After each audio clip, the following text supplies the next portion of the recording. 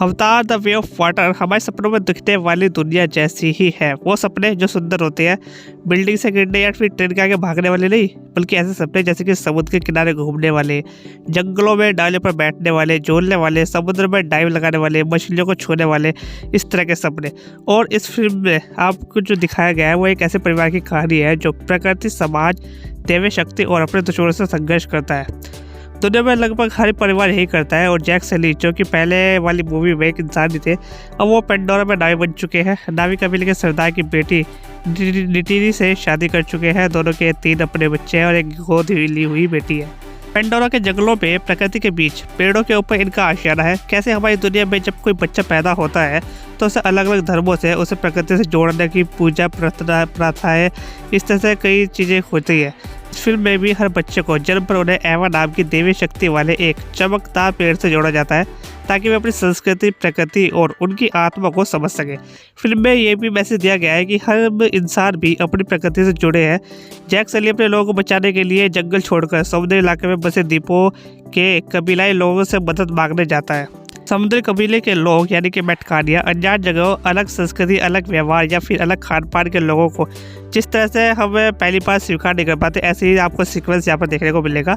मेटकानिया कबीले के लोग शुरुआत में तो जंगलवासी जैसे कि एक अलग व्यवहार करते हैं जैसे कि दूसरे लोग हैं। जैक सली और उनके परिवार को स्वीकार नहीं करते। अब आप ऐसे में क्या करते हैं कि नई जगह और नए लोगों के रहन सहन और नियम कायदे आपको सीखने पड़ते हैं, उनको मानना पड़ता है, उनका वादा करना पड़ता है, तब जाकर आप उस जो है उनके परिवार से, उनके लोगों से जुड़ पाते हैं और वो आपको एक्सेप्ट कर पाते हैं। फिर भी कुछ लोग आपके आने से खुश नहीं होते। वो धीरे धीरे समय बीतने के साथ आपकी काबिलियत, हिम्मत और आपके व्यवहार से देखने के बाद जो है पसंद करने लग जाते हैं।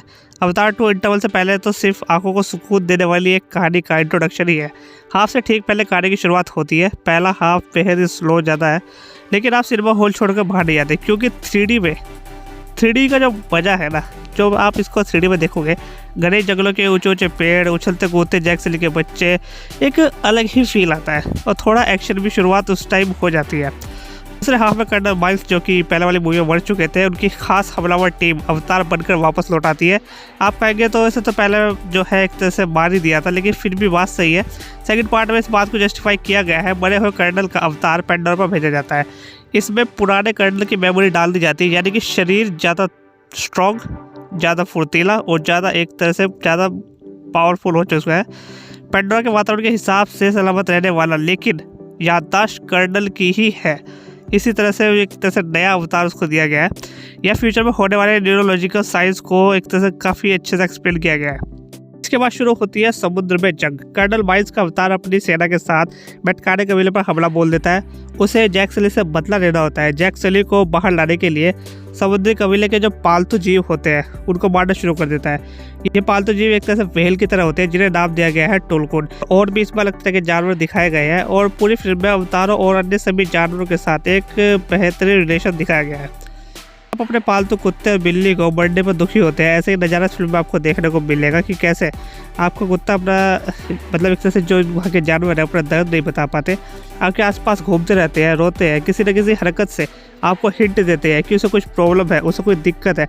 वैसे ही इसमें जो दिखाया गया है टुलकुन जो जीव है, उसे लेके छोटे बच्चों को एक तरह से बातचीत करते हैं सली के छोटे बेटे लोआक से, जो एक दूसरे को काफ़ी अच्छे समझते हैं। फिल्म में जैक सली की गोद हुई बेटी कीरी पहली फिल्म में दिखाई गई डॉक्टर ग्रेस ऑक्सटेन की ही रियल बेटी है।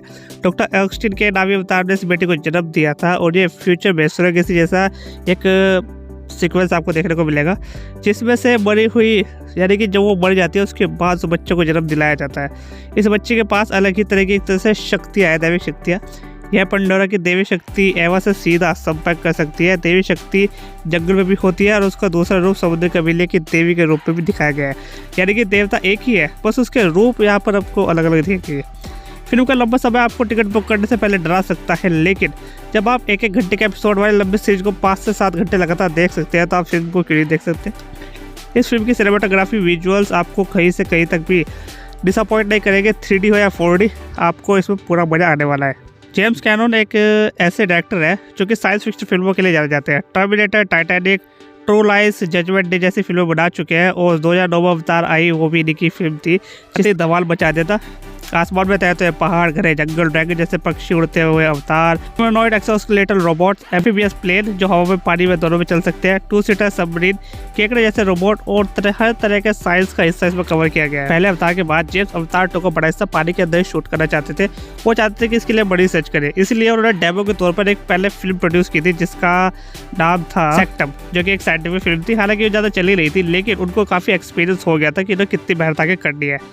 इसके बाद उन्होंने फिल्म की स्क्रिप्ट पर काम किया और कुछ तक शूटिंग भी शुरू कर दी थी। कैलिफोर्निया के मैनहट्टन बीच पर इसकी शूटिंग की गई है और न्यूजीलैंड के वेलिंगटन के पास भी डिजिटल विजुअल इफेक्ट्स डाले गए हैं और कई तरह के द्वीप और तटों पर इसकी जो है शूटिंग की गई है और यहाँ तक कि पानी में रहने वाले रिकॉर्ड भी बनाए हैं, पानी के अंदर सांस रोकने वाले रिकॉर्ड। तो इस तरह से इस फिल्म को बनाने में टाइम लगा है।